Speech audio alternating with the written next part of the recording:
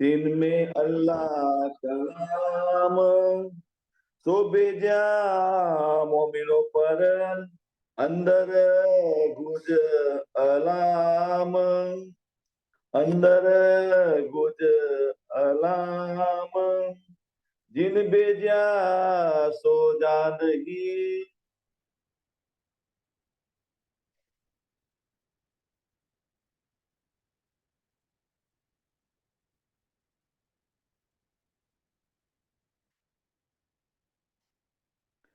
फरमाया सुंदर साथी, जिन बेजा सो जानी। आप सब शब्दों के उस्ताद, हे अक्षरादि दामदनी पार ब्रह्म सच्चिदानंद सर्व उत्तम पुरुष, आखिरुल जमा इमाम मेहदी, मेरी आत्म और पुरातन के दाम स्वामी श्री प्राणनाथ जी। वाला से सुंदर साथ जी, कल हमने शऊर किया कि फुरमान नया रसूल दिन में अल्लाह कलाम छो भेजा मोमिनों पर अंदर कुछ कलाम। अब कुछ की बात करें तो हमने शऊर ही यही किया था कि एक कहा न जावी दो भी कहिए क्यों कर, बेले जुदे जुदे बेले मायने मुसाफिर पर। कहने का मतलब सुंदर साथ जी कि हमारी परात्म दिल भीतर जागर हो जाती है तो धनी का जो अनुभव करती है तो कैसे करती है।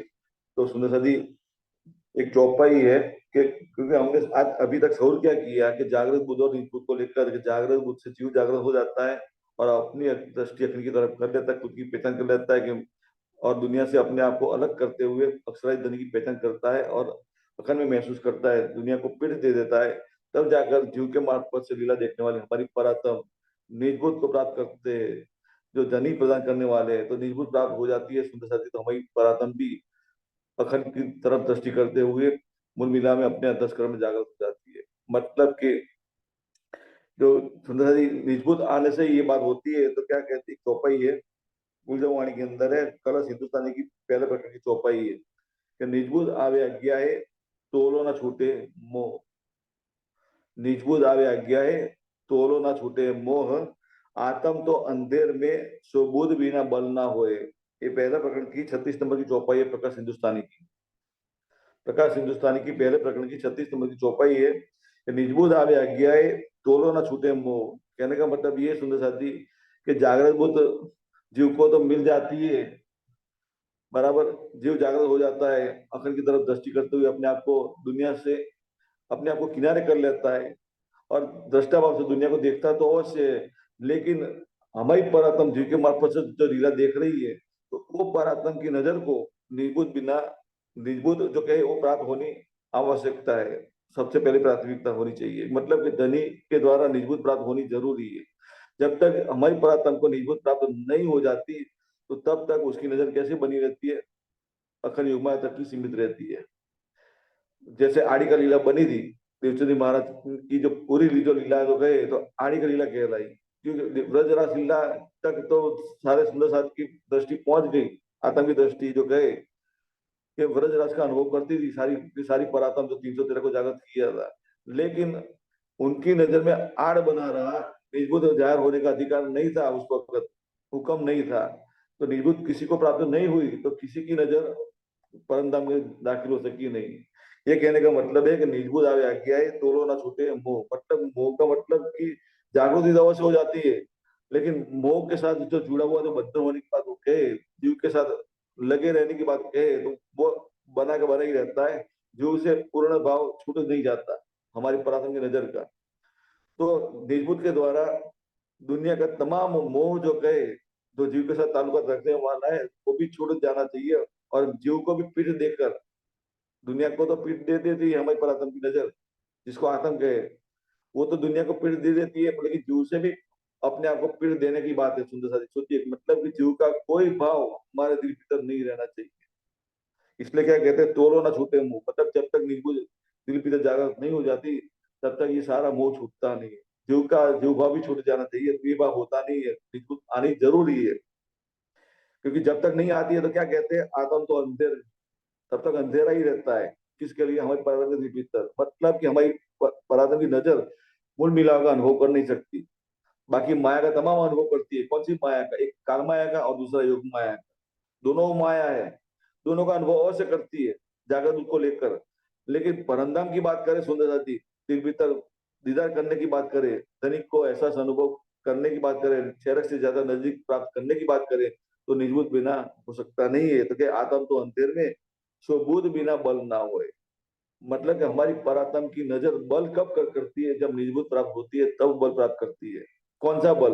कि अपने दिल भीतर जागृत होने की बात है, सुंदर से दिल भीतर जागृत होने का बल करे गए तो तभी बल कर सकती है।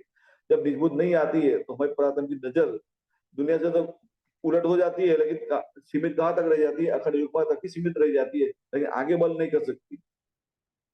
कहने का मतलब ये है सुंदर साथी।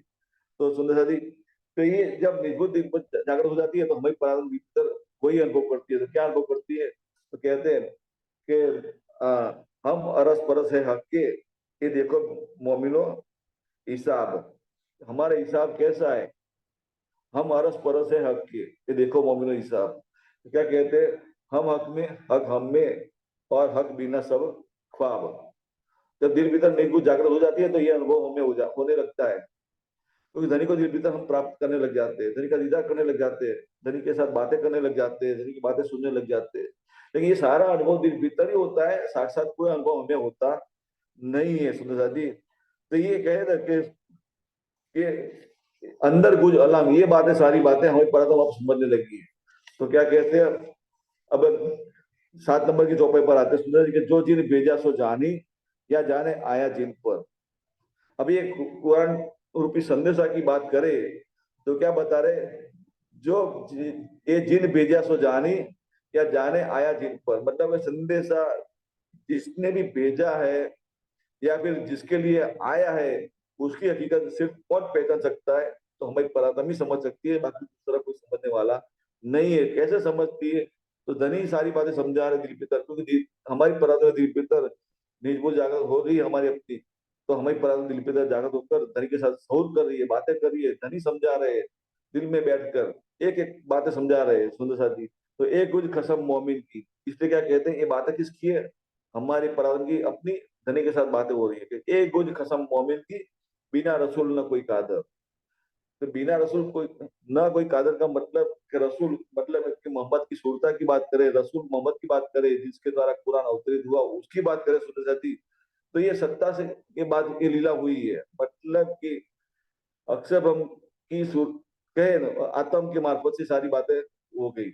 लेकिन जब ये लीला कुरान जाहिर हुई, कुरान की हकीकत दुनिया के अंदर जाहिर हुई सुंदर साथी, तो तब तक हमारी परातम तो मूल मिला में धनी के साथ इश्करबत करती थी। लेकिन इश्करबत करने से पहले पहले तीसरा जागने का प्रमाण बनाया, उसकी हकीकत की बात करें तो धनी ने ये लीला करवा दी कि अपने सत्ता के मार्फत से कुरान का अवतरण करवा दिया।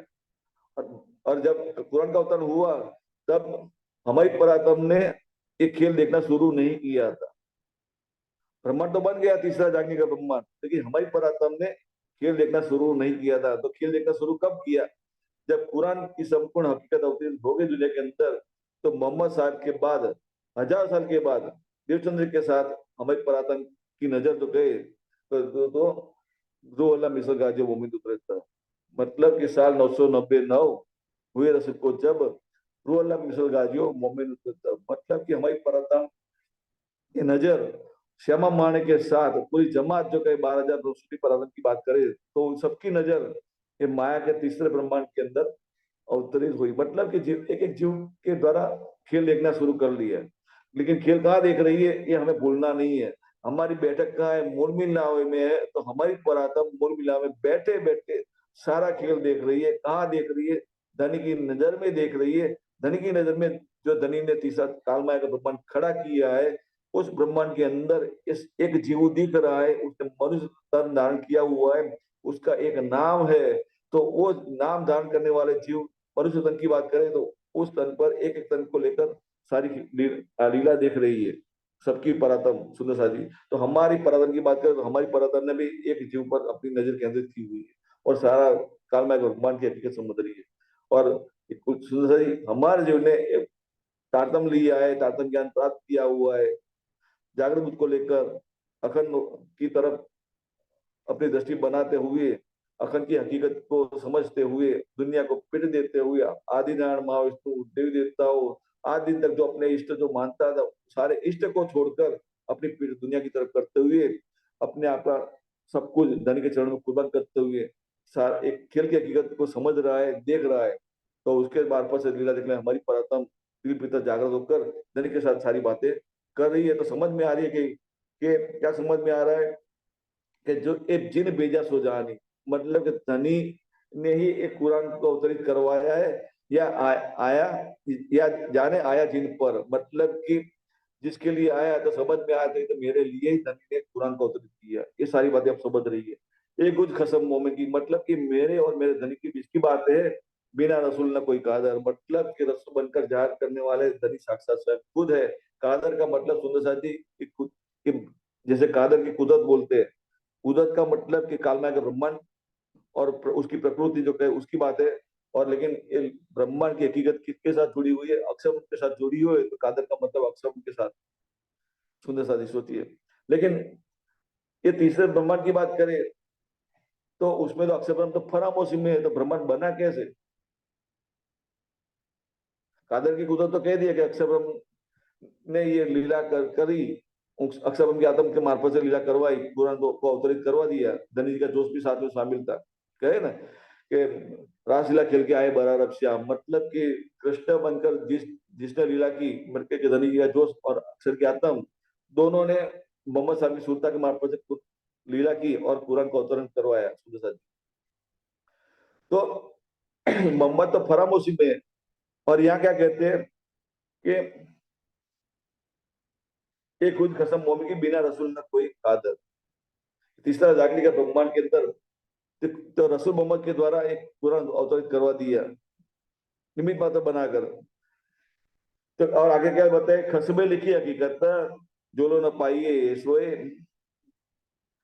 खसम का मतलब अक्सर धनी के साथ है कि जो धनी ने कुरान के अंदर जो बातें लिखवाई है उसकी बात है। तो क्या कहते हैं, जो लो ना पाइए सोए, मतलब कि जो बातें लिखी है उसको समझने की बात है कि किसके लिए लिखी गई है, किसके लिए बताई गई है, किसके लिए जाहिर करी गई है, उसकी बातें। तो क्या कहते हैं, तोलो असलू मोमिन को चैन जो कैसे होए। तोलो असलू मोमिन को चैन जो कैसे हो, मतलब कि आराम जो करार, करार जो कहे दिल भीतर होना चाहिए। लेकिन करार कब होता है? जब निजबू दिल भीतर जागृत हो जाती है, दुनिया की तरफ से संपूर्ण भाव छूट जाता है, जीव की तरफ सारा भाव छूट जाता है, और हमारी प्रार्थना सिर्फ और सिर्फ दिल भीतर परम धाम का ही अनुभव करने लग जाती है। अखंड परम धाम की बात करें सुंदर साथी, तो धनी का दीदार दिल भीतर करने लग जाती है, धनी के साथ बातें करने लग जाती है, धनी की बात धनी को अपनी बातें बताती है सुंदर साथी। जब ये अनुभव होने लगता है तो क्या कहते हैं, तब करार होता है किसको? हमारी परातन को। लेकिन फिर भी करार, ये जो अनुभव की बात करें सुंदर साथी, तो बीच में अभी भी बल पड़ा हुआ है।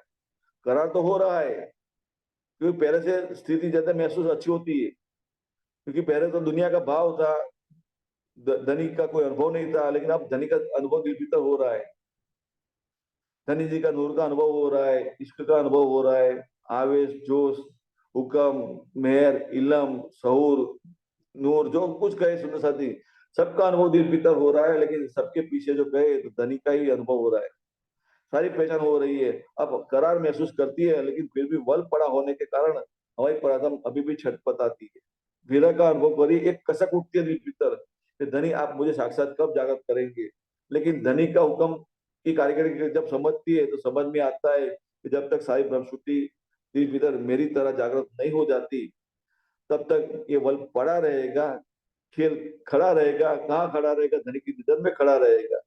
क्योंकि सारी की सारी ब्रह्मश्रुति की पुरातन की जो कहे वो इच्छा को पूर्ण करने की बात है सुंदर साथी, खेल देखने की। ये सारी इच्छाएं पूर्ण हो जाने के बाद हमारी सबकी पुरातन जो कहे दिल भीतर जागृत हो जाकर और धन जी का पूर्ण अनुभव करने लग जाती है, तब तक ये बल पड़ा रहेगा। और बाद में धनी जी पहले की तरह दिल में इश्क को धारण करते हुए अपनी नजर में इश्क को धारण करेंगे। तो हमारी प्राथमिक नजर धनी की नजर के साथ नजर मिलाकर खेल देख रही है, तो धनी की नजर में इश्क को महसूस करेगी, तो सुधर हमारी प्राथमिक नजर भी इश्क को अनुभव होगा। तो और हमारी प्राथमिक की नजर का अनुभव है तो हमारी दिल के साथ जुड़ा हुआ है कनेक्शन, तो हमारे दिल भीतर भी इसका अनुभव करने लग जाएगी सुंदर जी, और फिर साक्षात जागृत हो जाएगी। मायने इन कुरान को, कुरान के जो लो ना समझाए, मायने इन कुरान के जो लो ना समझाए, अब कुरान का मायना समझने की बात है, सुंदर है, इशारे की बात है, समझने की बात है, क्योंकि कुरान की बात करें सुंदर है, पहला सिपारा, पहला ही शब्द जो कहे, पहला हरफ की बात करें तो उस पर अलिफ लाम मीम लिखा हुआ है। अलिफ लाम मीम, और क्या कह दिया कि इसको खोलने का अधिकार सिर्फ खुदा ताला को ही है, उसके बंदे को नहीं है। ये खुद स्वयं खुदा दुनिया में जब जाहिर होंगे, इमाम मेहदी बनकर जाहिर होंगे, तो वो स्वयं उसका खुलासा करेंगे। मतलब कि अपना हकीकत और मार्फत का ज्ञान जाहिर करेंगे सुनो साथ जी। और यह हकीकत और मार्फत के ज्ञान को लेकर हमें परातम नहीं चलती है, तब तक ये कहे तो मायने इन कुरान के जोरो ना समझाए, तब तक ये सारे मायने समझ में आता नहीं है। और तो फिर क्या कहते हैं, तोलो सोरो आपको मोमिन क्यों कहलाए। जब मोमिन कहने की बात है सुंदर साथी, कि मोमिन का मतलब मोम से है, मोम मतलब कि मोमबत्ती जो होती है, उसको जब जलाते हैं तो रोशनी सारे कमरे में फैला देती है, अंधेरा होता है तो अंधेरा दूर कर देती है मोमबत्ती। और जैसे जैसे वो गर्मी का एहसास अनुभव करती है तो मोम पिघलती जाती है, और एक समय ऐसा आता है कि मोमबत्ती पूरी पिघलते हुए अपने आप को खत्म कर देती है। सुंदर जी, तो ये हकीकत हमारी अपनी स्वयं की है कि वाणी में भी लिखा है कि मोमिनों का बल कितना कितना होता है कि बकरी जितना। बाकी है, बाकी मोमिनों का बल कैसा है, केसरी सिंह जैसा है। लेकिन फिर भी दूसरी तरह क्या बता दिया कि मोमिनों का बल कितना होता है कि बकरी जैसा। बकरी जैसा कहने का मतलब सुन थी कि बकरी को हलाल करने की बात आती है आजकल, क्योंकि बकरी ईद को दिन जब सारे मुसलमान बकरी को काट कर खाते हैं उसकी बात है कि बकरी को जब बकरी ईद के लिए तैयार करते हैं तो पूरा, जब तक बकरी ईद नहीं आती तब तक बहुत अच्छी तरह से खिलाते हैं, पिलाते हैं, पुष्ट पुष्ट करते हैं। और बकरी भी खुश होती है कि मुझे खाना अच्छा मिल रहा है, अच्छा मिल रहा है। लेकिन बकरी, उसको मालूम नहीं है कि बकरी के ईद दिन उसको काट दिया जाएगा। सुंदर सा जी सोचिए, कहने का मतलब कि मोमिन अ, उसको अरबी भाषा मोमना भी कहते हैं, बकरी को मोमना भी कहता है, कहते हैं। कहने का मतलब ये सुंदर सा जी कि इतने निर्मल जीव है वो, ये बताने की कोशिश है। तो हमारी की बात करें सुंदर जी, हमारी अपनी हकीकत की बात करें तो हम भी ये मोमिन जो है मोमबत्ती की तरह पिघलने वाले, मतलब कि संसार के कष्ट आएंगे तो हम उसका, जैसे कोई कष्ट देता है तो हम उसका विरोध नहीं करेंगे, सारे कष्ट अपने पर सहन लेंगे, लेकिन उसके सामना, मतलब कि जैसे गधा कोई लात मारता है और हम गधे नहीं बनेंगे, गधे की तरह हम मारने नहीं बैठेंगे। कहने का मतलब ये सुंदर जी। तो सुंदर जी, हम अपना जो जहूर कहे, हमारे परंदम की रहनी की बात करें, इश्क को लेकर चलने की बात करें, तो क्रोधित नहीं होंगे। तो क्या ये मोमिन क्यों कहलाए, तो मोमिन कहने की बात है। और कुरान में भी ये भी लिखा है कि सारे दुनिया जो कहे वो कलमा को धारण करेंगी, और सारी दुनिया के जीव तमाम की बात करें तो कलमा को लेकर चलेंगे और अपने आप को अरसज में प्राप्त करेंगे। मतलब कहने का मतलब अखंड को प्राप्त करेंगे। 8-20 की प्राप्त करने की बात करें तो दुनिया के तमाम जीव 8-20 को प्राप्त करेंगे। कैसे? कलमा को धारण करते हुए।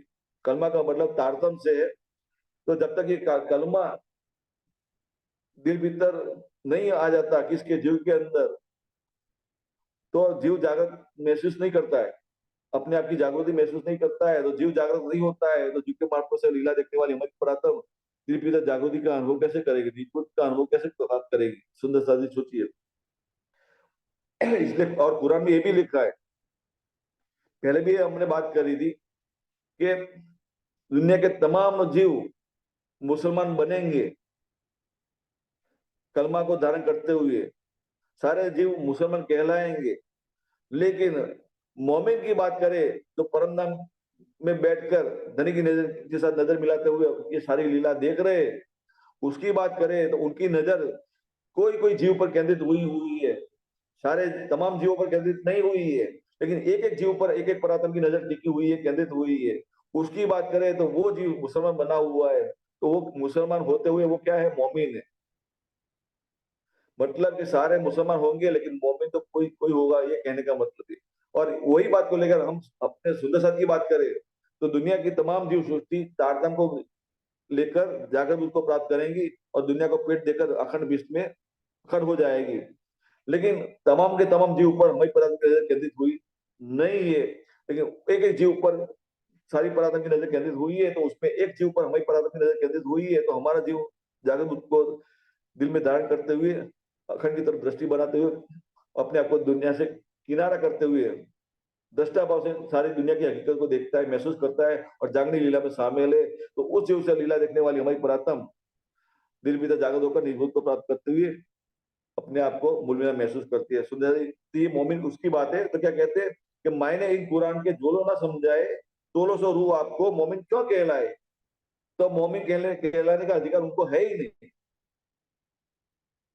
सुंदर समझिए, बात ये है, मुसलमान तो बन गए लेकिन मोमिन की हकीकत जो कहे तो वो तो बनती नहीं है। मुसलमान बन गए, जागृत बुद्ध मिल गई, आखिर की तरफ दृष्टि हो गई, लेकिन पर की नजर की बात करें, जिसको आत्म कहते हैं उसकी बात करें, तो उसको निजबूत प्राप्त होना जरूरी है। क्या है ना, बिना निजबूत बल ना होए।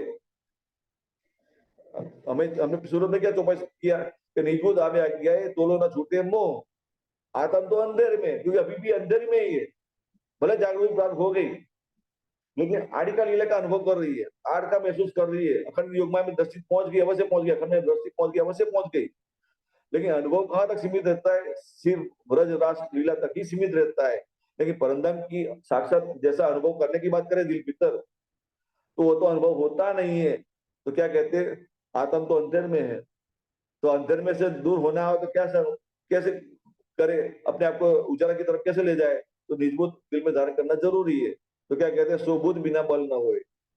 अंधेरे से उजाले की तरफ जाना है तो निजबूत को लेकर ही चलना पड़ेगा, ये बात है सुधाजी। उसके बिना बल, हमारी पराक्रम की नजर बल प्राप्त नहीं करती है।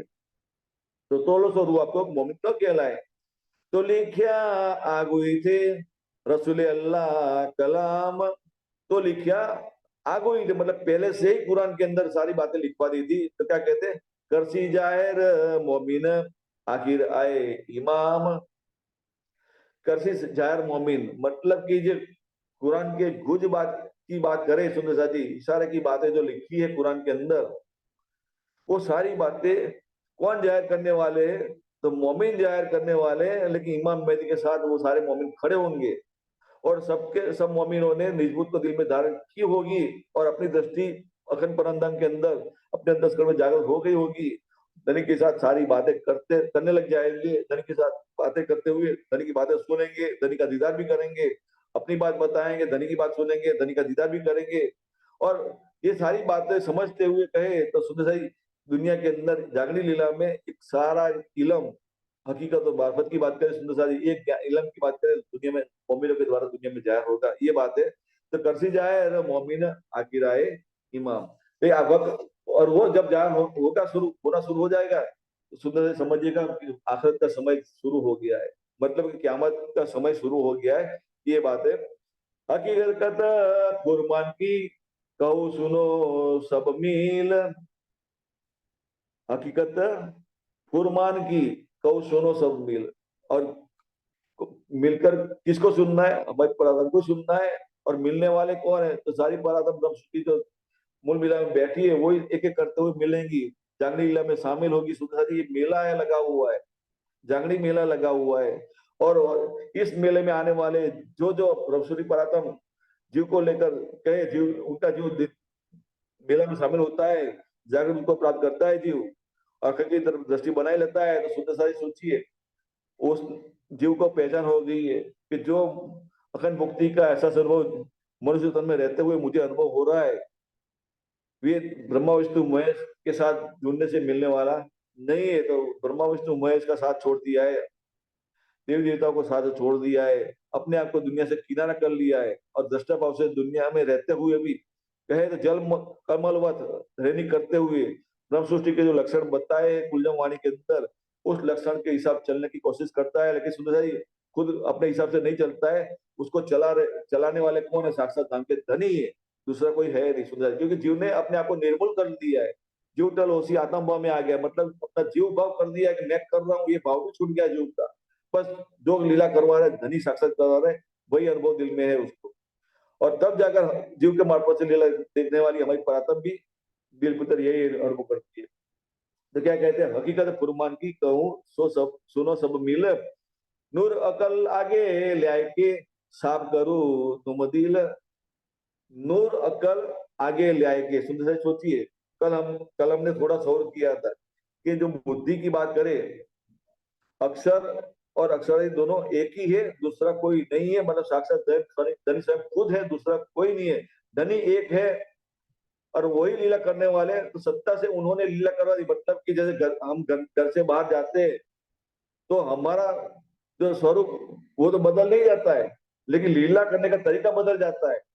वहां बाहर जाते, घर से बाहर जाते हैं, सत्ता की लीला हम करते हैं। लेकिन जब घर में वापस आते हैं वो लीला पूर्ण करने के बाद और घर के अंदर दाखिल होते हैं तो लीला करने का तरीका बाहर घर से बाहर छूट जाता है और घर से भीतर प्रवेश करते हैं शुद्ध शरीर। तो अब हमारा स्वरूप कैसे हो जाता है, लीला करने का तरीका क्या हो जाता है, इश्क का हो जाता है। हमारे घर के परिवार के साथ मिलकर इश्क की लीला ही करते हैं, सुंदर सत्ता की लीला नहीं करते। लेकिन हमारा स्वरूप एक का एक ही हो रहता है, वो बदल नहीं जाता है। उसी तरह सुंदर जी सत्ता की लीला करने वाले साक्षात दान के धनी है, दूसरा कोई नहीं है। इश्क की लीला करने वाले साक्षात दान के धनी है, दूसरा कोई नहीं है। यह हमने कल घोष कर दिया है, क्योंकि एक कहे भी बिना से दो कहे क्यों करे, वो बात है सुंदर जी। तो कहे कि नूर अकल आगे ले आए कि मतलब ये बुद्धि जो कहे, बुद्धि बुद्धि तो एक ही है, धनी की ही बुद्धि है। लेकिन तीन बुद्धि का, क्योंकि सत्ता भी समझानी है और इसकी बात हकीकत समझानी है, तो बुद्धि से समझानी है। तो धनी समझा रहे, तो सुंदर भाई खेल की तरह अपनी बुद्धि कर दी, तो वो बुद्धि क्या कहलाएगी, सुपन बुद्धि कहलाई। अखंड युग्मा की तरह बुद्धि रख दी और युग्मा के ब्रह्मांड की हकीकत समझानी है तो जागृत बुद्धि से समझा रहे, और परमधाम की हकीकत समझाना है तो निजबुद्ध की बुद्धि समझा रहे। बुद्धि तो वही की वही है। जैसे समझिए कि एक डोर है, डोर का दो किनार, दो मतलब कि अंतिम छोर है। एक छोर की तरफ कहे कालबाई का ब्रह्मांड है, दूसरे छोर की तरफ कहे तो अखंड परमधाम है, बराबर। और बीच की बात करें, सेंटर पॉइंट की बात करें, अखंड योगमाया की बात करें। लेकिन ये लीला धनी जो करने वाले जो है, क्योंकि सारा फैलावा कहाँ से होता है, अक्षय धनी से होता है। तो अक्षय धनी कहाँ विराजमान है, अक्षर अखंड परमधाम के अंदर विराजमान है, बराबर। तो वो दूर का हिस्सा जो परमधाम की तरफ लगा हुआ है, तो वो बुद्धि का जो कहे वो पार्ट क्या कहलाया, निज बुद्धि कहलाई।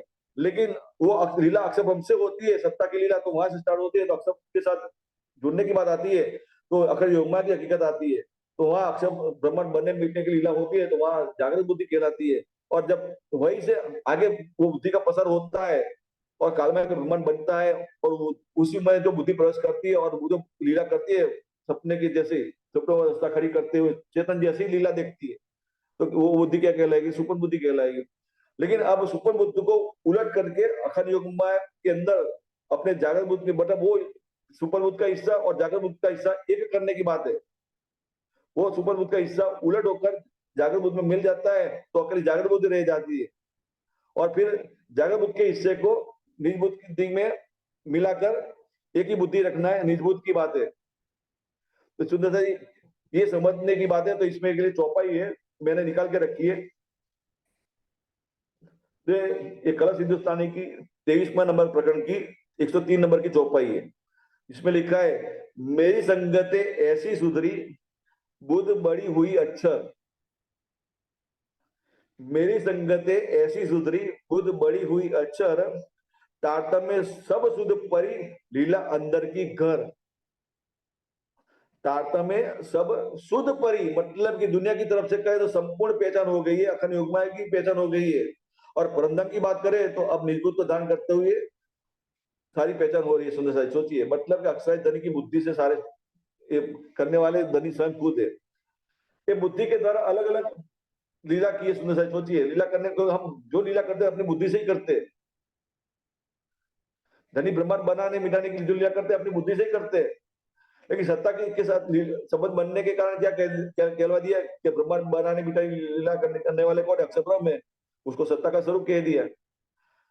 और दूसरी तरफ गुलजवाणी के पहले प्रकरण, प्रकाश के पहले प्रकरण में क्या कह दिया, ये माया से उपनी उपनी से मूल दड़ी रखी। मतलब ये सत्ता जो दिख रही है तो धनी के दिल से ही है। और दूसरी तरफ से समझाने के लिए क्या कह दिया कि ब्रह्मांड बनाने मिटाने की लीला कौन कर रहे हैं, अक्षर ब्रह्म कर रहे हैं। लेकिन सुने हम तक जब तक जागृत बुद्धि दिल में है तो हम क्या मानते हैं, अक्षर और अक्षरित को हम अलग मानते हैं।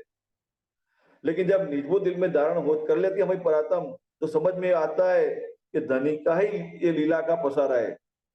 सब कुछ करने वाले धनी है, दूसरा कोई नहीं है सुंदर जी, क्योंकि ये सारा ब्रह्मांड कहाँ दिख रहा है? धनी की नजर में खड़ा है, नजर से दूर नहीं है। धनी की नजर धनी के साथ जुड़ी हुई है। धनी साक्षात स्वरूप है, तो सुंदर जी सोचिए, उनकी नजर में खड़ा होने वाला साक्षात जैसे ही दिखेगा। इसलिए ये ब्रह्मांड, ये कालमा का ब्रह्मांड हमें कैसा लगता है? जैसे सदियों से चला आ रहा है, कभी खत्म होने वाला नहीं, यही समझता है। दुनिया के तमाम जीव यही समझते हैं कि हम मैं मरने वाला नहीं हूँ। सबको यही मानता है कि बस यही लीला बराबर हमारे लिए। शुद्ध सदी ये हकीकत है। लेकिन निर्बुद्ध आने से सारी पहचान हो जाती है हमारी परात्म को। तो क्या कहते हैं? हकीकत है पुर मान की कहू सब सुनो सब मिल, नूर अकल आगे ले आए के साफ करूं तुम दिल। तो सुनते भाई, ये तीन फरिश्ते की बात कल कही कही थी कि आजादी फरिश्ता, जबरे फरिश्ता और असराफिल फरिश्ता। तो सुपन बुद्ध के साथ ताल्लुकात रखने वाला जो हिस्सा जो है, उसमें जो बुद्धि का जो नाम क्या दे दिया?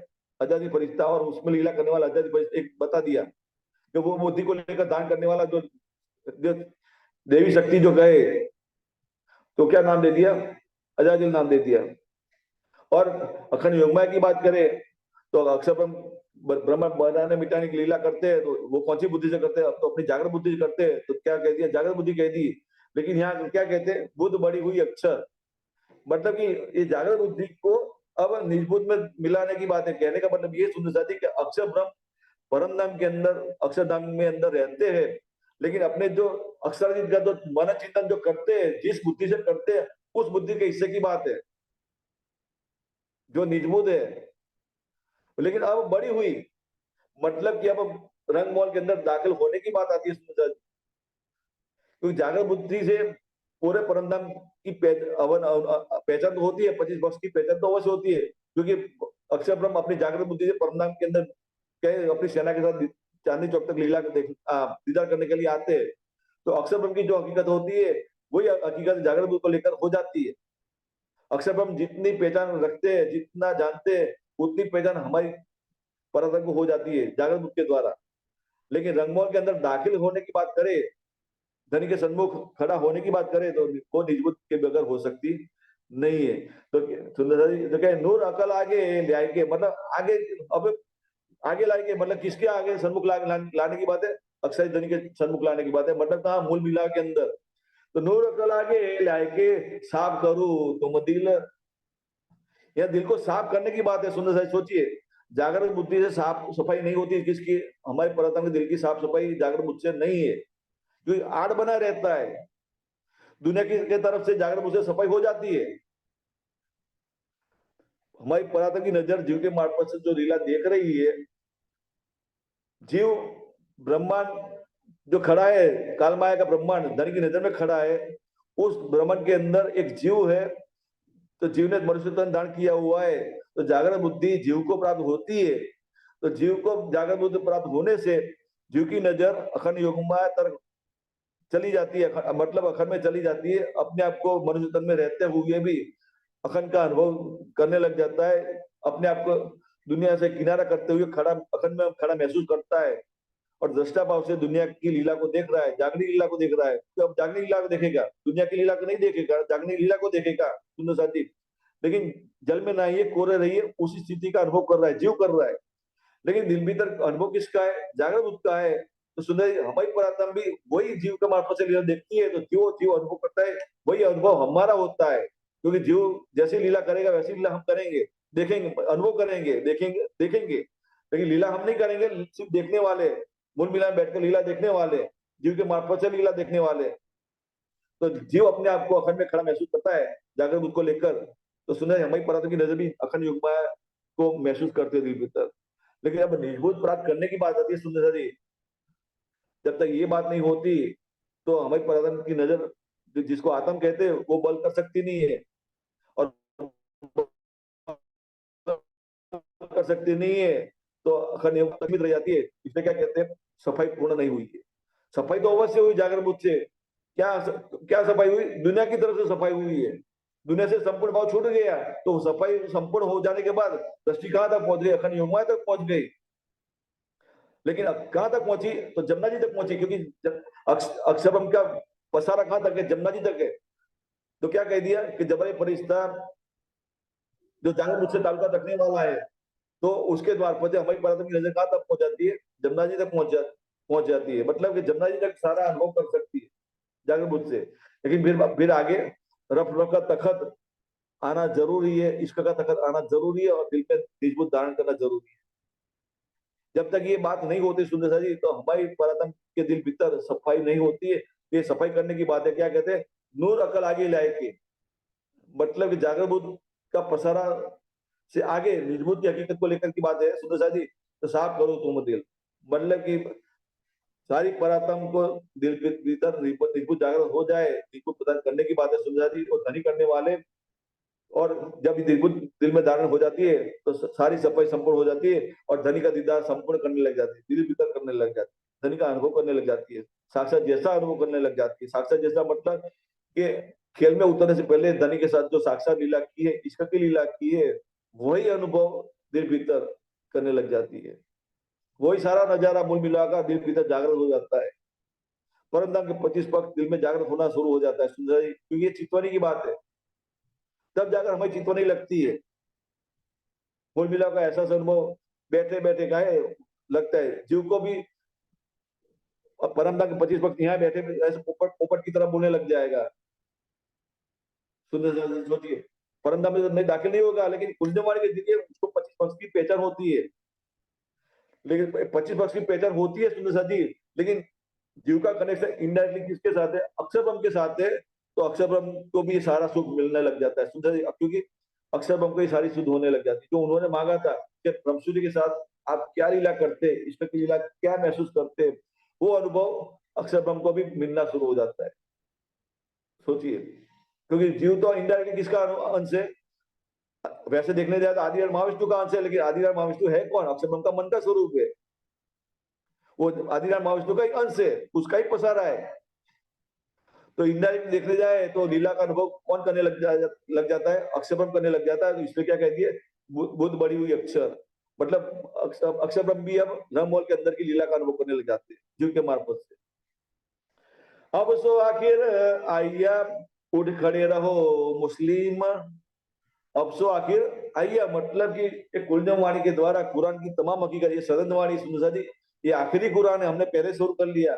ये वो कुरान जो है उसको रद्द करते हुए कुरान को फिर से दोबारा अवतरित करवाया गया।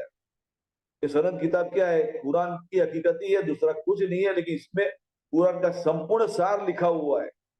कुरान के अंदर 30 सिपारे की बात लिखी हुई है, वो सारे के सारे 30 सिपारे ये कुलजम वाणी के अंदर अवतरित करवा दिया। उसका सार जो कहे, मगज मायना कहे शबकत बरकत कुरान में से उठकर इमाम मेहदी में आ गई, और इमाम मेहदी के अंदर आई तो ये सनद वाणी अवतरित होना शुरू किया। कहा, मेरता के बाद शुद्ध साथी। तो अब गुलजम वाणी के द्वारा सनद किताब अवतरित होना शुरू हो गई। तो सुंदर ये कुरान की हकीकत को अब मैं पढ़ाता हूँ, एक एक करते हुए समझ रहे, और सारे मोमिन समझ रहे, तो जागृत है, परंगम की तरफ जागृत है, उसकी बात है सुंदर जी। तो क्या कहते हैं, अफसोस आखिर आइया तो खड़े रहो मुस्लिम। तो कुरान को मुस्लिम का मतलब सुंदर मुसलमान, और मुसलमान का मतलब ईमान की बात है सुंदर जी।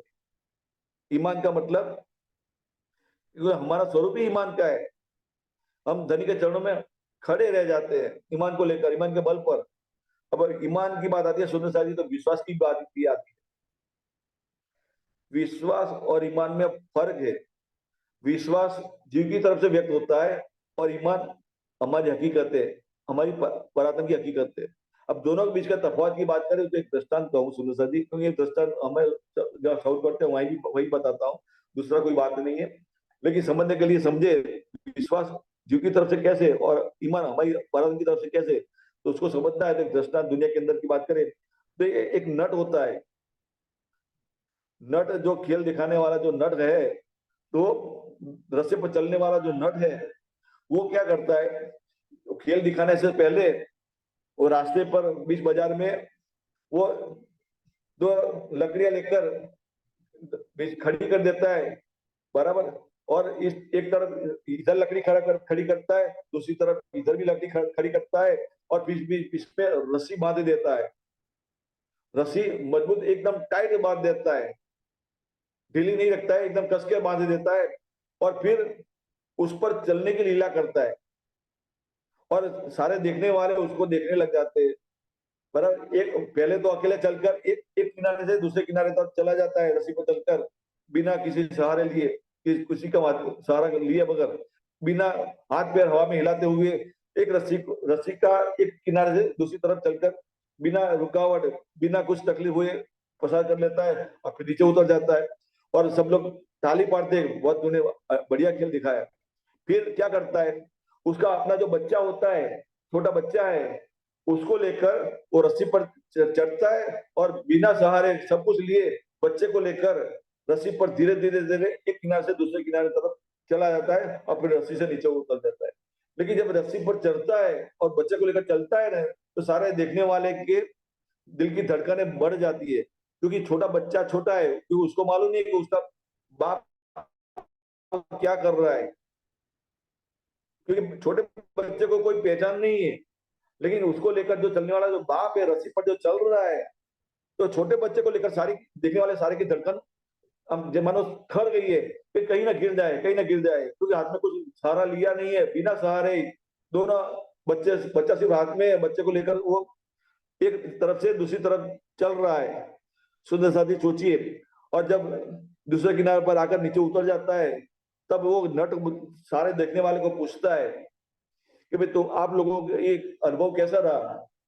सबने बोला भाई हमारा तो दिल ठहर गया था, लेकिन अनुभव बहुत अच्छा रहा, आपने तो बहुत अच्छी तरह एक तरफ से दूसरी तरफ चले गए बिना सहारे, ये करामत आपकी बहुत जबरदस्त है। उसकी वाह वाह करते हैं सब लोग। सुंदर से सोचिए। अब बाद में अब वही नट जो है, वो जब पब्लिक खड़ी है आसपास, उसको आह्वान करता है, तो जैसे मेरा छोटा बच्चा है उसी तरह आप में से कोई अपना बच्चा मुझे देता है, जिसको लेकर मैं रस्सी पर चढ़कर एक तरफ से दूसरी तरफ चलूं। सुंदर साजी सोचिए, कोई भी देखने वाला उसको अपना बच्चा देने के लिए तैयार हुआ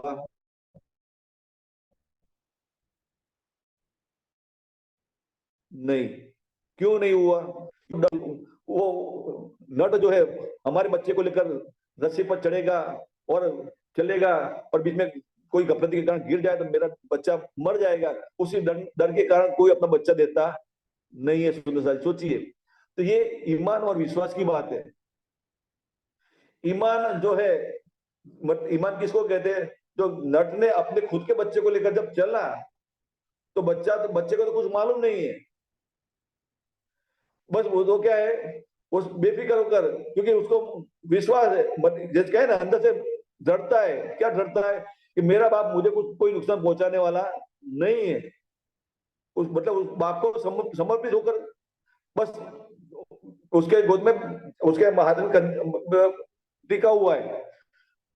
लेकिन जब दूसरे की बात आती है, दूसरे के बच्चे को लेकर चलने की बात आती है, तो दूसरा कोई अपना बच्चा देता नहीं है। सोचिए, तो फर्क कहाँ महसूस होता है कि नट जो है, वो नट और उसका बच्चा दोनों एक अंग स्वरूप है, जो उसका खुद का बेटा है। दोनों के बीच का संबंध की बात करें तो क्या है, एक अंग स्वरूप है। और बाकी जो देखने वाले हैं उसके साथ जो कहे तो एक अंग होने का अनुभव नहीं है। दूसरे जो देखने वाले हैं वो अपना बच्चा देते नहीं है, क्योंकि उनका संबंध नट के साथ कोई संबंध ही नहीं है, वो सिर्फ देखने वाले हैं।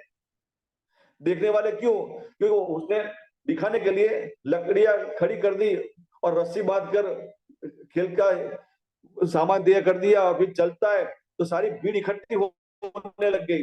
पहले भीड़ नहीं थी, लेकिन जब खेल दिखाने का शुरू कर दिया तो भीड़ अब उसके इर्द गिर्द इकट्ठी होनी शुरू हो गई। तो सुंदर से सोचिए, उसने एक खेल का नमूना तैयार कर दिया तो सारी भीड़ एक उसके साथ जुड़ गई, जो पहले नहीं थी। तो सुंदर साहब इसी तरह एक खेल दिखाने से पहले कुछ भी नहीं था, लेकिन धनी ने अपनी नजर में खेल दिखाना शुरू कर दिया, तो ब्रह्मांड में जीव दिख रहा है।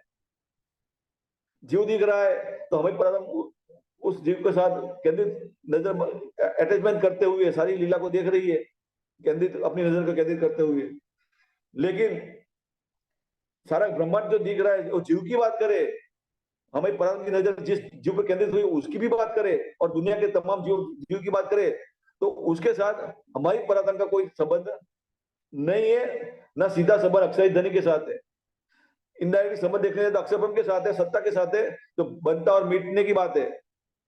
खेल की हकीकत दिल में धारण की तो ब्रह्मांड बन गया, तो खेल सारे जीव सारे दिखने लग गए, जैसे भीड़ इकट्ठी हो गई उसी तरह।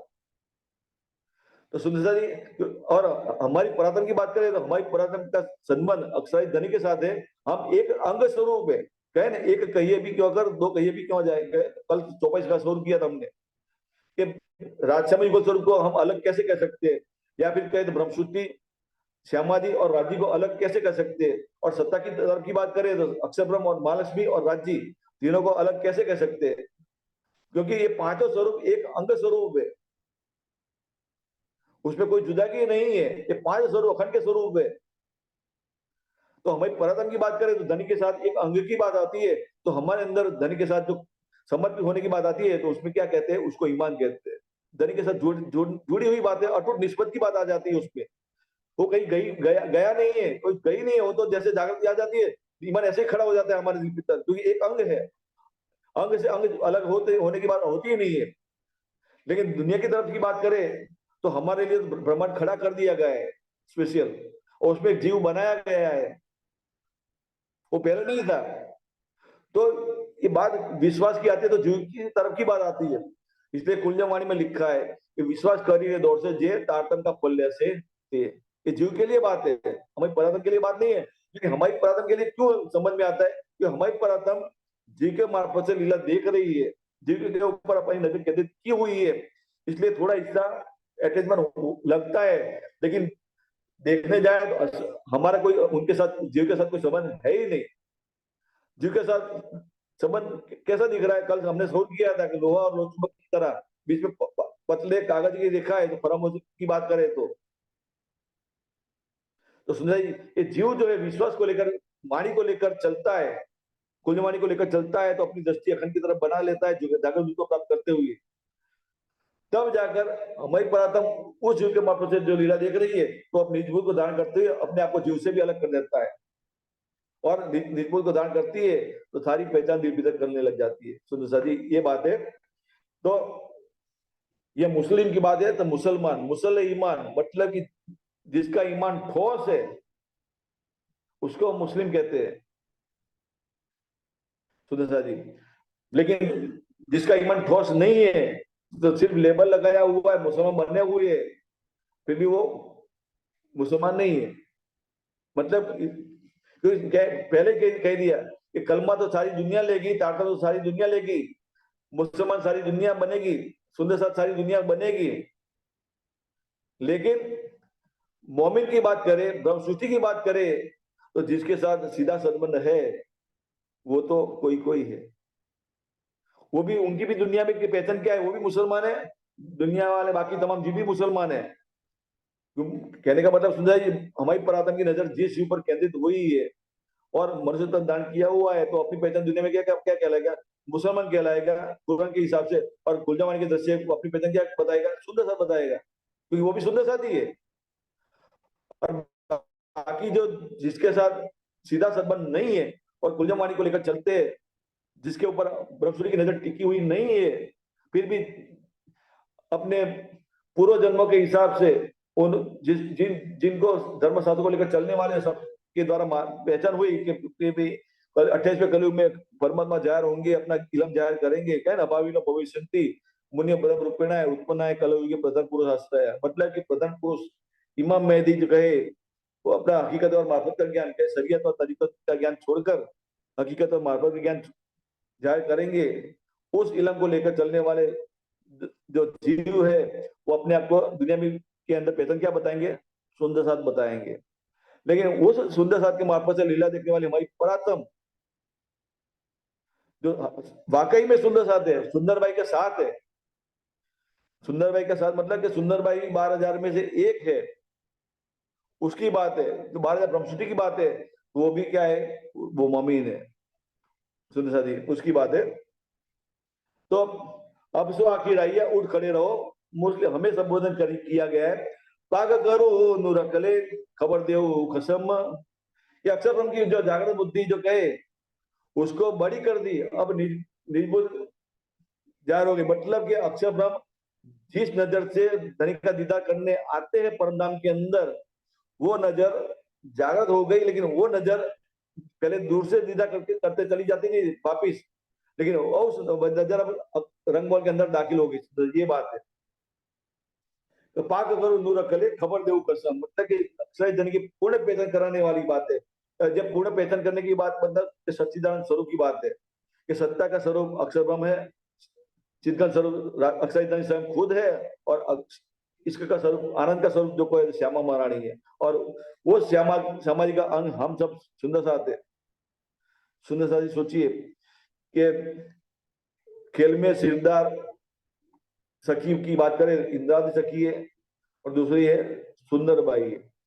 दो तन से लीला करने की बात है, लीला करने वाले कौन है? श्यामा महारानी के कुरान में भी बता दिया था कि ईसा रोला आएंगे तो दो तन से लीला करेंगे। तो पहले तन से लीला करेंगे तो किसके तन मार्फत से लीला करेंगे? सुंदर बाई के मार्फत से लीला करेंगे। दूसरे तन से लीला करेंगे तो किसके तन से मार्फत से लीला करेंगे? तो इंद्रावती के मार्फत से लीला करेंगे। लेकिन सुंदर साथी, वो तन से लीला करने वाली ईसा रूला अकेले नहीं है, अक्षय धनी साथ में विराजमान है। श्यामा महारानी अकेली नहीं है, राजी स्वयं साथ में विराजमान है। सुंदर साथी, तो पहले तन से जिनको जाहिर करने का अधिकार नहीं था, दूसरे तन से जाहिर करने का अधिकार था। लेकिन हम लोग, कई लोग ये मानते हैं कि देवचंद्र जी मार्फत से जो लीला हुई वो श्यामा महारानी की लीला है। अवश्य है, क्योंकि श्यामा महारानी साथ में विराजमान होते हैं हमारे साथ, तो लीला किसकी कहलाती है? श्यामा जी की कहलाती है। लेकिन हम श्यामा जी से अलग होते हैं और जो लीला होती है तो लीला हमारी कहलाती है, बात ये है। लेकिन श्यामा जी हमारे संग जुड़े ही होते हैं, अलग तो है ही नहीं, तो लीला किसकी कहलाएगी? श्यामा जी की ही कहलाएगी। सुंदर सा जी सोचिए, तो देवचंद्र के तन से मार्फत से जो लीला हुई, तो देवचंद्र जी महाराज का जो जीव था, उस जीव पर परम धाम के अंदर जो 12,000 शक्तियां बैठी है, परातम जो बैठी है, उस पे से सुंदर बाई की एक परातम है। उस परातम की नजर देवचंद्र जी महाराज के जीव पर केंद्रित हुई। लेकिन उस नजर के साथ कनेक्शन किसने बनाया? श्यामा महारानी का कनेक्शन जुड़ा हुआ था, साथ में था, दोनों एक ही तन में सवार थे, ऐसे कहे तो चले। लेकिन दोनों परामर्श के अधीन होने के कारण दुनिया के अंदर अपने आप को क्या मानने लग गए? मैं तो देवचंद्र हूं, ऐसा करते हुए। सुंदर सा सोचिए, धनी ने स्वयं खुद आकर पहचान कराई, तारतम दिया, जागृत बुद्धि प्रदान की, और दृष्टि कहा पहुंचा दी? खंड योगमाया में पहुंचा दी। लेकिन सुंदर सा जी, इस तन से लीला हुई तो सुंदर बाई का जो कहे दायित्व कहे तो श्यामा महारानी को समर्पित ही रहा, क्योंकि लीला किसकी कहलाई? श्यामा जी की कहलाई। दोनों जागृत हो गए, जागृत बुद्धि को लेकर। लेकिन श्यामा जी की हकीकत की बात करें सुंदर सा जी, तो श्यामा जी को तो पूर्ण पहचान हो गई थी, श्यामा जी को तो निजबुद्धि मिल गई थी। लेकिन सुंदरबाई की हकीकत की बात करें तो वो निजबुद्धि सुंदरबाई के अंदर दाखिल हुई नहीं थी, जागृत बुद्धि अवश्य दाखिल हो गई थी। क्योंकि जीव के मार्फत से जो अनुभव हो रहा था सुंदरबाई को, वो तो जागृत बुद्धि का अनुभव तो हो रहा था श्याम सुंदरबाई को, लेकिन जो निजबुद्धि का अनुभव होना चाहिए वो अनुभव हो रहा था, वो हो नहीं रहा था। तो तो श्यामा महारानी ने इसलिए देवचंद और लीला की पहचान कहे तो देवचंद के मार्फत से जो लीला हुई श्यामा महारानी की लीला कहलाएगी। सुंदरबाई तो समर्पित रहे श्यामा जी के साथ, लेकिन पहचान नहीं थी, पूर्ण पहचान कहे। क्योंकि श्यामा जी की पहचान पूर्ण कैद कब होती है? जब मूल लीला में हमारी नजर पहुंच जाती है निजबुद्धि को लेकर, तो राजश्यामा युगल स्वरूप की पहचान होती है। तो दोनों जागृत बुद्धि को लेकर चलने साथ में लेकर चलने वाले एक ही तन में। तो सुंदरबाई को भी कहीं श्यामा जी की पूर्ण पहचान नहीं थी, जागृत बुद्धि के कारण। लीला का अनुभव था, हो रहा था, क्या अनुभव हो रहा था? वज्रराज लीला का अनुभव हो रहा था, दिल भीतर हो रहा था। लेकिन श्यामा महारानी की बात करें तो वो उनके तो अंदर निजबुद्धि थी, तो श्यामा महारानी को मालूम था कि निजबुद्धि के बिना ये काम होने वाला नहीं है, इसलिए उन्होंने 69 बातें लिखवाई। मतलब देवता जी के तन से 69 बातें लिखी, माध्यम जीव बना, लिखी, और सुंदर साथ को दिया था कि आपको भी जो 3 बार जो दीदार होता है कृष्ण का, तो कृष्ण को जाकर दीजिए, और ये उनको कहे कि ये मुझे उत्तर दे। एक सुंदर सा उन्नत पातिया को कोई उत्तर मिला नहीं। लेकिन उत्तर मिला कब? इशारा मिला। कब इशारा मिला? जब मेरा ठाकुर का जीव देवचंद्र महाराज के चरणों में आया, तारतम लिया, बराबर, और उनकी जेब से कह उन्नत पातिया गिरी, तब देवचंद्र महाराज को दिल भीतर समझ में आ गया। किसको समझ में आ गया? श्यामा महारानी को समझ में आ गया कि ये इस तन से लीला तो होने वाली नहीं है। लेकिन जो मैं जो चाहना करती हूँ निजबुद्धि को लीला जाहिर करने की बात जो करती हूँ, वो हुक्म दूसरे तन से और ये मेरे ठाकुर के तन से है सुंदर साथ जी कि श्यामा मानी गिरती तो समझ गई है, लेकिन सुंदर भाई की हकीकत की बात करें तो उनकी सीमा कहाँ तक बनी रही, जागृत बुद्ध तक की सीमित रही। श्यामा जी महारानी तो परमधाम में जागृत है, ये रचना श्यामा जी की है, रचना श्यामा जी है, तो सारा अनुभव उनके मार्फत से जाहिर होगा सुंदर साथ दुनिया के अंदर। लेकिन सुंदर भाई और श्यामा महारानी की बात करें एक ही तन में है, लेकिन दोनों के बीच में तफात ये बना रहा है कि श्यामा माणिक के अंदर दिल मजबूत थी लेकिन जाहिर करने का अधिकार नहीं था। लेकिन सुंदर भाई की हकीकत बात करें उनको उनको तो सिर्फ जागृत बुद्ध की लीला सीमित रही। इसलिए क्या कह दिया सुंदर भाई, ये देखा दिल के दिलों माए व्रज रस और धांगी पर जागने की सुध न है। क्यों व्रज रस लीला का अनुभव तो हो रहा है दिल भीतर, लेकिन जागने की सुध कहे तो मन मिला में अपनी पराता में जागृत होने का अनुभव की बात करे, धनिक दिल भीतर साक्षात अनुभव करने की बात करें, दीदार करने की बात करें, धनिक के साथ साक्षात दिल भीतर बातें करने की बात करें, या फिर साक्षात बातें सुनने की बात करें, तो ये अनुभव होता नहीं है। और जैसा अनुभव सुंदर भाई का है उसी वही अनुभव जो 313 सुंदर साथ को जागृत किया था, वही अनुभव 313 का था सुंदर। इसलिए क्या कहते हैं कि जागृत बुद्ध है, अवश्य है, दिल की सफाई होती है लेकिन दुनिया की तरफ से होती है, अखंड युग्मा तक जागृति हो जाती है, लेकिन पूर्ण सफाई करने की बात आती है किसको, अभय परात्म के अंतस्कंद की सफाई करने की बात आती है, तो निजबोध के भी बदल हो सकती नहीं है सुंदर साथी। तो ये सुंदर भाई की शोभा क्या हुई, ये सुंदर भाई के नाम से सुंदर साथ पहचाने गए दुनिया के अंदर, सुंदर भाई के मार्फत से जो लीला हुई तो उस सन की शोभा क्या हुई, सुंदर भाई के नाम से सारे सुंदर साथ पहचाने गए दुनिया के अंदर। और इंद्रावती के मार्फत से जो लीला हुई सुंदर साथी, तो उसकी शोभा क्या हुई, प्राणनाथ बनकर जाहिर हुई। कौन जाहिर हुई, इंद्रादी परात्म दुनिया के अंदर। परात्म का मतलब उनकी नजर, नजर को ही आतंक का है। तो इंद्रादी को शोभा क्या मिली, प्राणनाथ की शोभा मिली। दोनों सखियों को शोभा मिली, सुंदर भाई को भी शोभा मिली और इंद्रावती को भी शोभा मिली। सुंदर भाई की शोभा क्या मिली, तो उनके नाम से सारे सुंदर साथ दुनिया में पहचाने गए। और इंद्रावती को शोभा क्या मिली कि वो प्राणनाथ है। हकीकत में वो प्राणनाथ नहीं है, लेकिन वो निमित्त मात्र बनी है, माध्यम बनी है कुलजवाणी को अवतरित करने के लिए। अवतरित करने वाले कौन है, श्यामा जी स्वयं खुद है, निजबुद्ध को जाहिर करने वाले श्यामा जी स्वयं खुद है। लेकिन श्यामा जी की रचना ही की कहलाई, क्योंकि उनके जमा से सारी बातें जाहिर हुई दुनिया के अंदर।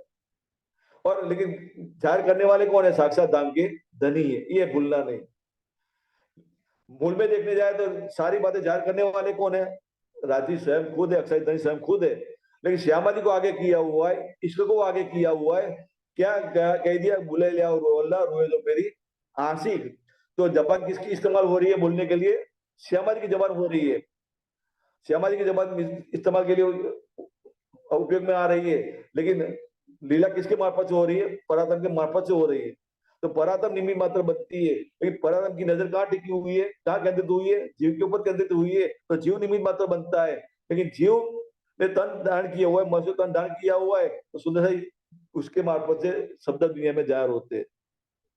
सुंदर सा ये अनुभव क्या है ना, तो जैसे हमने सुना शब्द नाद ब्रह्म और ब्रह्मनाद, ये दो शब्द आपने सुना हो गया। एक नाद ब्रह्म होता है, दूसरा ब्रह्मनाद होता है। क्योंकि दुनिया के अंदर जितने भी धर्म ग्रंथ लिखे गए हैं, तो सुंदर जिनके द्वारा ये धर्म ग्रंथ अवतरित हुए, तो अपने समाधि अवस्था में या फिर ध्यान अवस्था में या फिर क्या उनकी जीव की दृष्टि जहां पहुंची है बराबर, और जो जो शब्द सुनाई दिया उनको दिल भीतर, और वही अनुभव जब उनके अंगों से जाहिर हुआ तो शब्दों से लिखा गया। धर्मशास्त्रों की हकीकत ये है सुंदर साथी, सारे धर्म ग्रंथों की। समझ में आया सुंदर साथी, लेकिन सारे धर्म ग्रंथ क्या कहलाए, सुपन दूध के ही कहलाए, क्योंकि किसी की नजर आज दिन तक जागृत बिना जागृत अखंड में गई नहीं थी। लेकिन ये महर्षि ठाकुर के तन की बात करें सुंदर साथी, तो उनका जो जीव है जागृत बुद्ध को लेकर जागृत हो गया, उसने अपने आप को दुनिया से किनारा कर लिया और दृष्टि कहाँ पहुंच गई, अखंड में पहुंच गई। अपने आप को दुनिया से अलग करते हुए दुनिया की तरफ से सारा विश्व को देखने लग गए। कहे ना, क्या देख रहे दुनिया जो इनको ना करो अखंड, फिर या फिर कहे तो देख देख आवत मोहे आशा, कहे ना दुनिया का दुनिया देख रहे हूं, लेकिन दुनिया के अंदर तमाशा दिख रहा है, नाटक जैसा दिख रहा है, सारा खेल नजर में आ रहा है, महसूस हो रहा है सुंदर सा जी। तो महाराज ठाकुर का जीव ने अपने आप को दुनिया से अलग करते हुए अखंड में महसूस करने लग गया। तो जीव के मार्फत से लीला देखने वाली इंद्रादी परातम दिलप्रीता जागृत हो गई, निज मुख को लेकर धनी ने खड़ा कर दिया उसको। तो और दिलप्रीता धनी का अनुभव ऐसा सब मुगल की राजश्याम युगल स्वरूप का अनुभव करने लग गई सुंदरता जी। तो राज जी ने उसको निमित्त मात्र बनाया, श्यामा जी को आगे किया। मतलब श्यामा जी महारानी उन्होंने अपनी दस्ता का इस्तेमाल करते हुए इंद्रादी परातम को निमित्त मात्र बनाते हुए उनके जीव के मनस को जीव के मार्फत से शब्द दुनिया के अंदर जाहिर कर दिया। तो मतलब ये शब्द सुना तो किसने सुना दुनिया के अंदर कहे तो इंद्रादी के मार्फत, परातम के मार्फत दुनिया के अंदर, ना तो दुनिया में जाहिर हुआ, ना तो जिसमें कोई शब्द नहीं होता है, सिर्फ आवाज सुनाई दी कि कहीं से आवाज आ रही है। सुंदर सा सोचिए इसी तरह। तो शब्द सुना किसने? जीव ने सुना, क्योंकि उसकी स्थिति कैसी हो गई? ब्राह्मी अवस्था की बात है सुंदर साथ जी। ब्राह्मी अवस्था के मतलब कि जीव टल उसी आत्मा में आ गया है। जैसे लोहा गर्म करते हैं तो अग्नि जैसा रूप धारण कर लेता है, तो अग्नि और उसमें कोई तफावत दिखता नहीं है सुंदर सा जी। उस वो अवस्था जिसको कहते हैं ब्राह्मी अवस्था कहते हैं। तो जब जीव ने ये ब्राह्मी अवस्था को प्राप्त किया तो सुंदर जी वो सारे शब्द जीव को सुनाई दिया, और सारे शब्द सुनाई दिया दुनिया के हिसाब से सुनाई दिया। तो दुनिया के हिसाब से उनके तर्क के मार्फत से शब्द जाहिर हुए और लैयाओं ने सारे लिख दिया। और लैयाओं ने क्यों लिखा? क्योंकि उनकी हकीकत भी इंद्रावती की तरह ही थी। उन वो उनकी परातम जो कहे लैया के जीव के मार्फत लीला देखने वाली परातम जो मूल लीला बैठी है, तो वो जीव उसने भी तारतम लेकर जागृत रूप को धारण करते हुए अपने आप को अखंड में किनारा कर लिया था। अपने आप को दुनिया से अलग करते हुए अखंड की महसूस अनुभूति करते थे। तो उनको पहचान हो रही थी कि ये जो शब्द जाहिर हो रहे हैं, तो शब्द क्या जाहिर हो रहे हैं, क्योंकि ये परम धाम की शब्दों से मिठास मिलने लग गई थी उनको। तब क्योंकि जो परातम ने अपनी बात पहचान ली कि तो मेरे धनी जाहिर करने वाले हैं, तो उन्होंने तुरंत लिखना शुरू कर दिया। सोचिए दोनों की स्थिति सेम है। किसकी? लैयाओं की। और जो वाणी जिसके मार्फत से उत्तरित हो रही है, मेरा ठाकुर के तन जीव के मार्फत से लीला हो रही है, वो जीव की बात करे तो उनका जीव और लैयाओं का जीव दोनों की स्थिति सेम है। लेकिन जीव के उन दोनों के जीव जीव की मार्फत से लीला देखने वाली परातम जो है मूल बैठी है, वो दोनों की स्थिति भी सेम है। लेकिन लीला अवतरित होने का जरिया कौन बनी? इंद्रादी परातम बनी। लेकिन सारी लीला का अनुभव कौन करिए? जो जो साथ में शामिल थी जागनी लीला में, तो सारे के सारे सुंदर सा वो लीला को महसूस करने लग गए। सुंदर ये जागनी लीला का अनुभव ऐसी तरह होता है हमारी परातम को। तो क्या कहते हैं, अब सो आखिर आइया उठ खड़े रहो मुस्लिम, पाक करो नूर अकले खबर देऊ खसम। ये खबर देऊ खसम मतलब संदेश देने की बात है, रसूल बनने की बात है। सोचिए दुनिया क्या जानती है? रसूल मोहम्मद साहब को मानती है, जिसके द्वारा कुरान उतरी थी उसको ही रसूल मानती है, दूसरे किसको मानती नहीं है। लेकिन यहाँ रसूल कौन है? सारी की सारी ब्रह्मसुरी परातंबी रसूल है। सोचिए जैसे कैसे समझे? जैसे आपने पारायण रखा है, आपने दिल में इच्छा धारण की कि मुझे पारायण रखना है और सब सुंदर साथ को मेरे घर बुलाना है, कुलजवाणी का पठन पाठन करना है, चर्चावाणी करनी है। फिर न जाने चुन में अगल बगल अड़ोस पड़ोस में रहने वाले सुनने आएंगे जो परवाही है, उनमें से कोई जागरूक हो जाए, यही भाव को लेकर हम पारायण रखते हैं सुंदरता जी। तो सबको बुलाने के लिए हम एक आमंत्रण पत्रिका तैयार करते हैं, एक संदेशा तैयार करते हैं कि मेरे घर इस तारीख को पारायण रखा है, तो आप सब मेरे घर आइए और मेरे घर की शोभा बढ़ाइए। हम साथ मिलकर सहूर करेंगे, राज्य को जारी करने की कोशिश करेंगे। ये दावा होता है सुंदरता जी। तो ये आमंत्रण पत्रिका तैयार करते हैं, तो वो क्या हुआ? संदेशा हुआ। किसका संदेशा हुआ? कि पारायण करने का है। लेकिन पारायण करने का तो किसका पारायण करना है? कुलजवाणी का पारायण करना है। कुलजवाणी में क्या बातें लिखी है? अक्षय धनी की वचन लिखे हुए, अक्षय धनी की बातें, 90,000 अरब की बातें लिखी हुए। तो मतलब कि ये चर्चा वाणी करनी है, तो शब्द किसके जाहिर करने हैं? धनी के ही शब्द दुनिया के अंदर जाहिर करना है। और शब्द क्या है? धनी का संदेशा है। संदेशा क्या है? क्योंकि हम जागृत हो गए थे भीतर, तो अब दूसरे को जागृत करने की बात है, परमदम का कॉल पूरा करने की बात होती है। तो हम संदेशा देने जाते हैं कि भाई धनी जाहिर हो गए, अब तू भी जाग जा। तो हम भी क्या कहलाए? रसूल कहलाए। एक जाहिर तौर पे कुरान जाहिर करने वाला रसूल मोहम्मद है। बाकी हकीकत में देखना है तो रसूल कौन है?